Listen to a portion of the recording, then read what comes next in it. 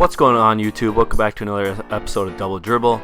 And today's episode, we're going to be talking about Chet Holmgren, the unicorn, future #1 overall pick in this year's NBA draft, possibly for sure a top 5 NBA draft pick in this year's NBA draft.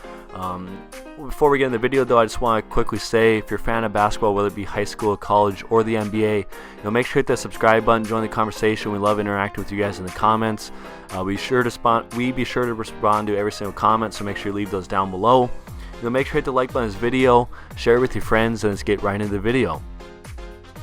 So like I said, today I want to talk about Chet Holmgren. He was the #1 overall prospect coming out of high school, and is now a freshman at Gonzaga, and is hopeful to be the #1 overall draft pick in this year's NBA draft. He's a 7'1" freshman at Gonzaga. Like I said, he has like a 7'7" wingspan. He's 195 pounds. He's from Minneapolis, Minnesota. Played at Minnehaha Academy in Minnesota, and is having a kind of a so-and-so start to his freshman campaign at Gonzaga. They played 2 games so far. He started out with a great game, this first game for Gonzaga. And this last one against the #5 overall team, Texas, was kind of an iffy game for him. And I just want to get into those. I want to get into what he needs to do this year to prove that he should be the #1 overall draft pick in this year's NBA draft. So let's get right into it. So Chet Holmgren so far throughout the season is averaging 8 points, 9 rebounds, 3.5 assists per game, shooting 55% from the field, 0% from 3, and is averaging 4.5 blocks per game. So far, like I said, the stats are pretty good so far. Just looking at that, you wouldn't think anything spectacular, but you wouldn't think it's bad by any means. But he had 2 up and down games. The first game for the season for him against Dixie State, he had 14 points, 13 rebounds, 6 assists, and 7 blocks. In that game, he shot 66% from the field. Had an amazing game. Was one of the reasons why they kind of won that game in blowout fashion. And just had a great overall first game to his freshman campaign with Gonzaga. Showed that he can pretty much do anything on the court. He can get assists, score the ball, get rebounds. He can block shots. Really showed everything that he can do in that game. And then last night, at the time of me recording this video, they played against #5 overall team Texas, and it was kind of a questionable game for him. He had 2 points, 5 rebounds, 1 assist, 2 blocks. Only played 23 minutes. Shot, I think it was 1 of 3 for 33% from the field. Only shot 3 shots. He had 4 personal fouls. So, I was looking at those stats. He had 4 personal fouls. That kind of kept him on the bench for some of the game. Kind of didn't allow him to get into a flow. He only shot the ball 3 times. He only had 2 points. Had only 5 rebounds. He had 2 block shots, which wouldn't seem like it's only 2 block shots, but for him, like I said, 7 in the first game. He definitely can get more block shots than he did last night, and was kind of just an iffy game for him. There's a lot of scouts there.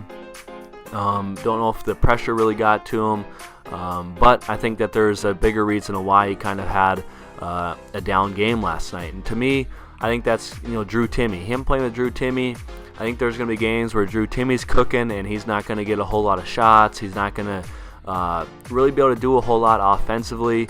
I mean, last night with Drew Timme, 37 points. Obviously, you're just going to keep giving him the ball. He was shooting, I can't remember exactly what percent from the field, but shooting a great percentage from the field. So you're just going to keep getting him the ball. And that kind of didn't allow Chet to really get going.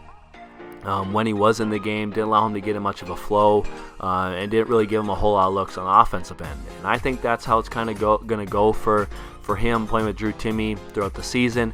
Is there's going to be games where Chet is doing well, he's cooking, he's going to get the ball, he's going to get a lot of shots, and he's going to be able to show what he can do on the court. And then there's going to be other games where Drew's doing his thing and he's going to get the bulk of the load.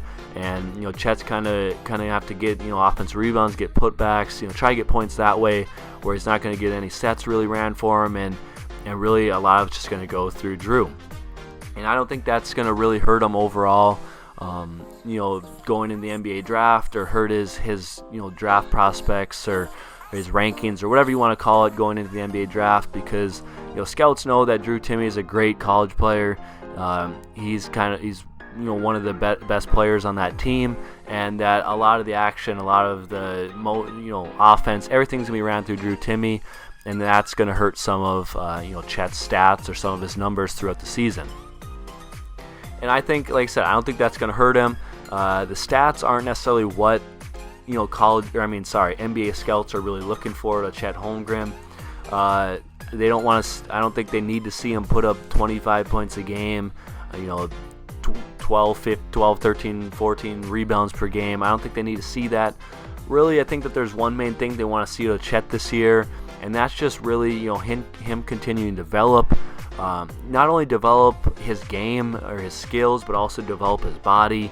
You'll see him, put on some more weight, put on some muscle, see if he can hold his own, guarding bigger guys, bigger, stronger, more physical guys at the college level than he was in high school, obviously.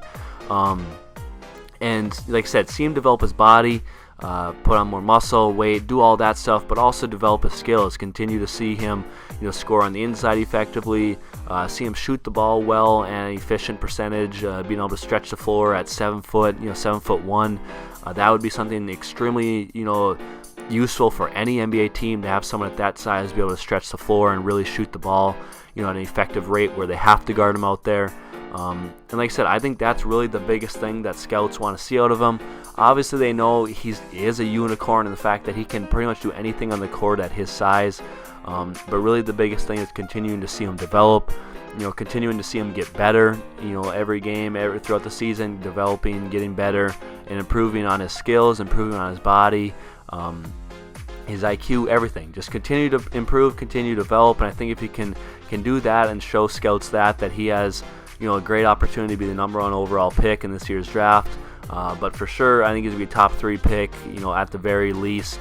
And I think that stats for him aren't the biggest thing in college, and it's just really see him develop and get better, each and every game and as the season goes along. So, I want to hear from all you guys in the comment section down below.